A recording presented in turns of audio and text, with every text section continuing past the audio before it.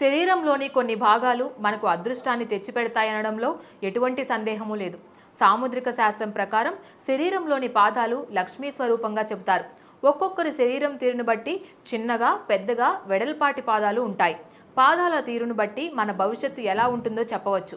ముఖ్యంగా మహిళల భవిష్యత్తును అంచనా వేయవచ్చు. పాదాలు మృదువుగా ఉండే స్త్రీలు జీవితంలో ఆనందాన్ని అనుభవిస్తారు. ఇటువంటి మహిళలపై లక్ష్మీదేవి ఆశీస్సులు మెండుగా ఉంటాయి. అంతేకాదు, ఈ మహిళలు భర్తను ముందుండి నడిపిస్తారు. దూరదృష్టితో ఆలోచించే మనస్తత్వం కలిగి ఉంటారు. 10 మందికి సంతోషాన్ని పంచిపెట్టేందుకు ప్రయత్నిస్తారు. మృదువైన పాదాలు కలిగిన మహిళలు ఎక్కడ ఉంటే అక్కడ సంతోషం నెలకొంటుంది. అంతేకాదు, పాదాలకు ఉన్న వేళ్ళు ఒకదానితో ఒకటి విడివిడిగా కాకుండా అనుసంధానించబడి ఉంటే అటువంటి వారి భర్తలపైన, అత్తమామలపైన అజమాయిషీ చలాయిస్తారు. జీవితంలో డబ్బుకు లోటుండదు. ఇటువంటి మహిళలను వివాహం చేసుకున్న భర్త అదృష్టవంతుడే. ఏ ఇంట్లో అడుగు పెడితే ఆ ఇల్లు సిరి సంపదలతో తలతూగుతోంది. కుటుంబ సభ్యులకు వీరు అండగా ఉంటారు.